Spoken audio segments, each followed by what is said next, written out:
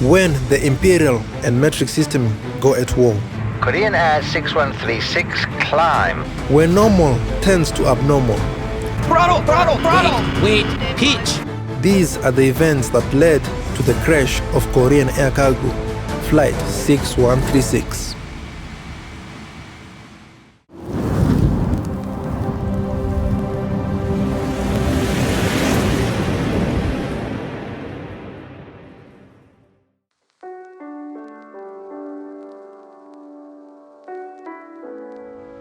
Thursday, April the 15th, 1999. At 15:53 local time, as the sun sets over the land of China, in the city of Shanghai, at Shanghai Hongqiao International Airport, Korean Air Cargo Flight 6136 is taxiing to the runway 18 left for its regular scheduled flight from Shanghai to Seoul in South Korea. Operating this flight and loaded with 68 tons of cargo is a McDonnell Douglas MD-11, one of the most famous trijets to have ever been created. It used to be a passenger variant, but later transformed into a freight version. It's flown by 2 pilots thanks to its advanced cockpit.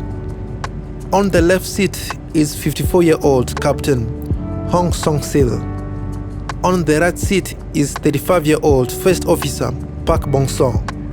And at the back is 48-year-old Flight Mechanic Park Byung-ji. With everything going as planned, we play the cockpit voice recorder at 16:00 local time and join the crew as they are about to begin their takeoff run for their 5-hour flight to Seoul. Before we roll the tape, I would like to invite you to be one of our supporters of this channel by subscribing. It will really help us improve our channel. It won't take you 2 seconds. Come on, you're just a click away.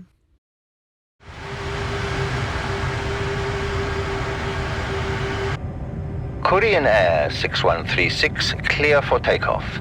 Clear for takeoff, Korean Air 6316. Take off. Check thrust.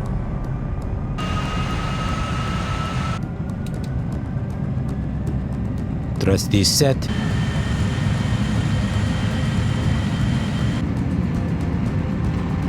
$80 knots. V1. Rotate.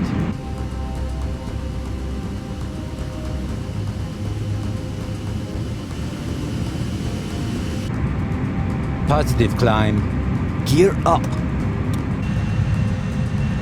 Korean Air 6136, contact Shanghai departure 119.75. Good day. Left turn direct where? 193.70, Korean Air 6136. Why is it not turning? Negative 119.75. Copy, Korean Air. Did you engage direct? Yes.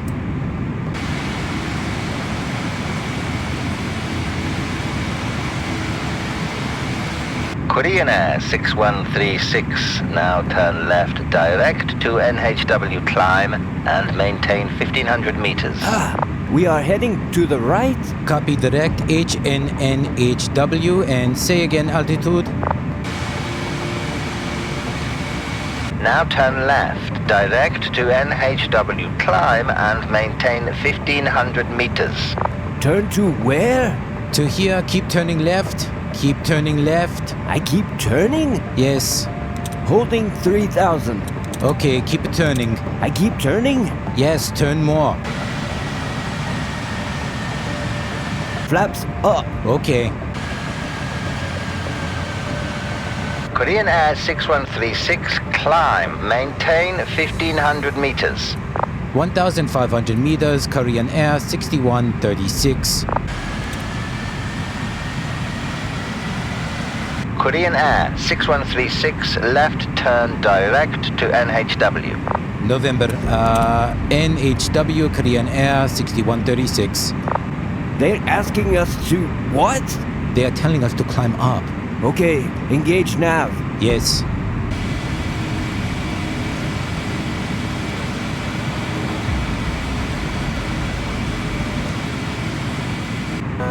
What's this? Slats are still down. Slats up. Good, it's going up. Watch your pitch. Oh, my bad. How far did they tell us to climb? 1,500 feet.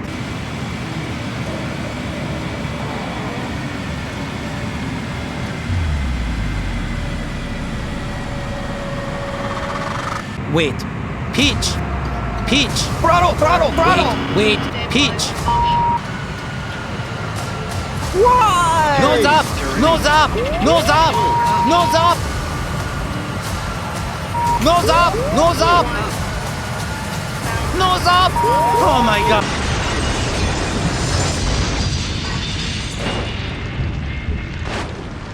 At 16:04 local time, the plane mysteriously pitches down and crashes into an industrial zone 10 kilometers or 5.4 nautical miles away from the airport. All 3 crew members are killed instantly, together with 2 students under 10 years old and 3 ground workers. 42 people on the ground are injured.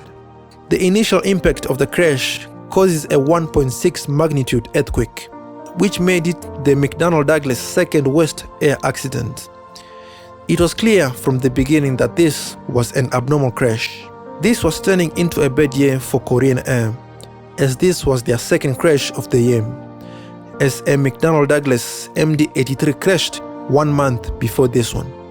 24 hours later, after the crash, the idea of a bomb on board exploded through the nets and the news channels, and was thought to be the main reason. But was it really a bomb that brought it down? Let's investigate. Unfortunately, the flight data recorder was extremely damaged to a point that it was impossible to download the data. But thankfully, the cockpit voice recorder was in good shape. Listening to the cockpit voice recorder just before the crash, the co-pilot said something strange to the captain's question. How far did they tell us to climb? 1,500 feet. What? 1,500 feet. But the ATC, or the air traffic controller, never said 1,500 feet. He said 1,500 meters. Korean Air 6136, climb, maintain 1,500 meters. It seems like the co-pilot confused the 2 units, but the captain didn't. They were at 4,600 feet. So it is highly possible that when the captain heard 1,500 feet, he was shocked and thought that they were too high and had violated the airspace. And in his panic state, he must have pushed the control column or the yoke aggressively forward, which is full nose down. With it on full nose down, this made the plane fall more than 35,000 feet per minute to the ground. It was impossible to save the aircraft. But even before this, it was apparent that the crew was troubled with their altitude and navigation. But the cause of this might have been because the flight was the captain's second time flying in and out of Shanghai, and it was the co-pilot's first time to fly in Shanghai. Adding fuel to the fire, in all the Korean air routes, this route was the only one that had air traffic controllers using meters instead of using feet for altitude clearance. Adding fuel to the fire, the captain never made any takeoff briefing before taking off. It was a mess from the start till the finish of this short flight. Now, with all this information, let us see how the chains of events unfolded on this tragic flight and yet avoidable crash. At 16:00 local time, Korean Air Flight 6136 takes off at Shanghai Hongqiao International Airport. But after takeoff, things start going wrong. The pilots start having navigational issues with the direction at which they should go to after taking off.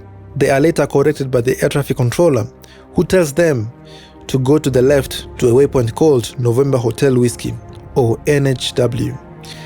In their confusion, they forget to put the slats up. This is later corrected by the co-pilot. As they approach 4,400 feet, the captain forgets which altitude they had been assigned to and asks the co-pilot. But with the pilots used to using the unit of feet instead of meters, the co-pilot responds by saying 1,500 feet instead of saying 1,500 meters. Being at 4,600 feet, the captain is shocked as it means they had violated their airspace restrictions. And in an effort to go back to the false altitude, the captain aggressively pushes the yoke forward, putting the plane in a dive, descending at a rate of 35,000 feet per minute. When the pilots realized that they were in danger, it is too late. And at 16:04 local time, the plane smashes into the ground, killing a total of 8 people. Thanks for watching till the end, and I really appreciate it. If you noticed, the voices used in the reconstruction were a bit different, right? That's the level that I want all my videos to be. So don't forget to subscribe to the channel to support my work on our journey to reach 1K subs and more. See you on the next one. I recommend you watch my other videos on your screen right now. See you next week. Bye.